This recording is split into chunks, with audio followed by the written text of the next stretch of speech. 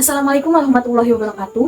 Pada video kali ini, kami dari kelompok 6 yang beranggotakan Andi Mangaraja, Dewi Sri Anissa, Hermela Mayoza, dan Marlina. Di sini kami akan mempresentasikan hasil diskusi kami mengenai UBD sebagai kerangka kerja kurikulum.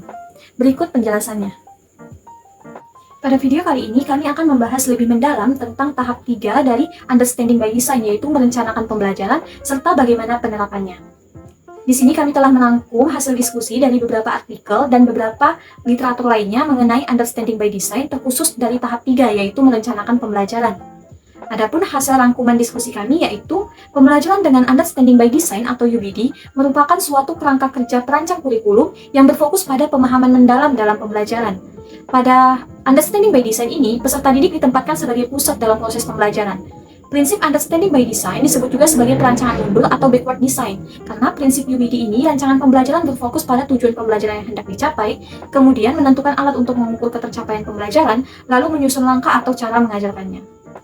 Understanding by Design sebagai kerangka kerja kurikulum memiliki langkah yang sederhana namun harus dipahami secara mendalam dan kompleks. Pada tahap merencanakan pembelajaran, yaitu berisi tentang pemilihan metode pengajaran, urutan pelajaran, serta bahan sumber untuk mencapai hasil yang diinginkan. Pada perancangan pembelajaran UBD terdapat konsep yang sangat menarik, yaitu dengan menggunakan modul utama yang disebut dengan Where to.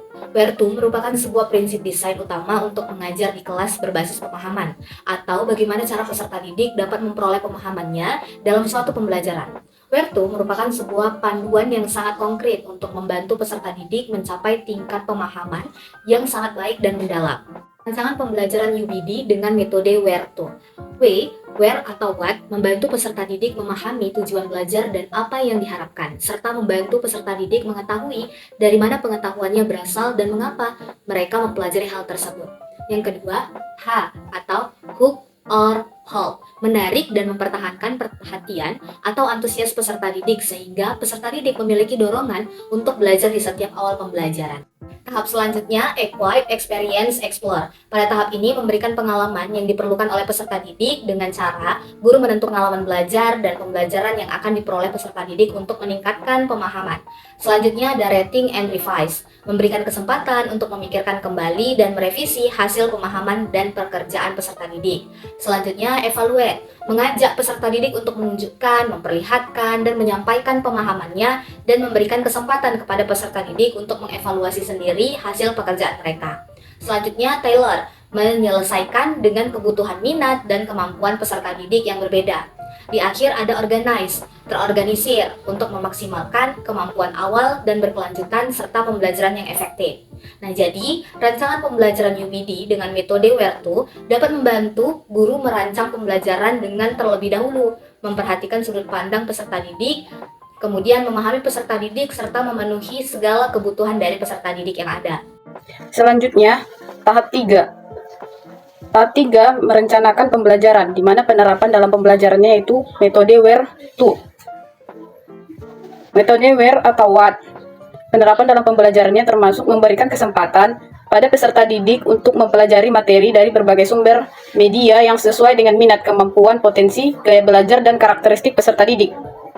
Selanjutnya, Hook and Hold, yaitu mengaitkan pembelajaran dengan masalah-masalah yang kontekstual agar peserta didik lebih mudah memahami materi pembelajaran, menampilkan media-media yang sesuai karakter peserta didik dengan berbasis teknologi. Hal ini dapat menarik perhatian peserta didik dan peran guru di sini sebagai fasilitator dengan mengarahkan peserta didik jika terjadi kesalahan. Kemudian Equip atau Explore, di mana memberikan kesempatan pada peserta didik untuk mengungkapkan pendapat dan idenya. Kemudian guru juga bisa merangsang peserta didik untuk melakukan pembelajaran dengan memberikan kesempatan pada peserta didik untuk bertanya, menyelidiki, menerapkan, serta menguji cobakan ide-ide mereka. Rating atau revise, guru memberikan pertanyaan-pertanyaan dan memberikan kesempatan kepada peserta didik untuk menjawab dan memberikan tanggapan. Guru merevisi atau menambahkan jawaban siswa untuk perbaikan pengetahuan peserta didik dan memberikan motivasi serta dorongan agar tidak mudah puas. Evaluate, memberikan kesempatan pada peserta didik untuk memperbaiki hasil kerja mereka sendiri.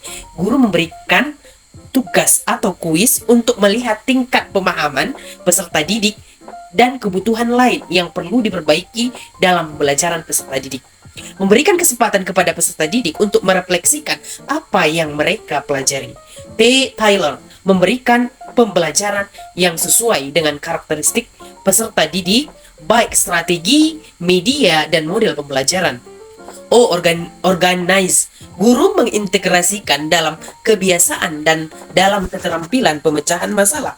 Guru bersama peserta didik melakukan refleksi hasil pembelajaran seperti meminta peserta didik menjawab pertanyaan reflektif atau merangkum proses pembelajaran hari ini dengan mengaitkannya dalam konteks kehidupan sehari-hari. Sekianlah presentasi hasil diskusi dari kelompok kami. Semoga bermanfaat untuk kita semuanya. Saya dan teman-teman kelompok 6 mengucapkan mohon maaf apabila ada kata yang salah. Wabillahi taufiq wal hidayah. Wassalamualaikum warahmatullahi wabarakatuh.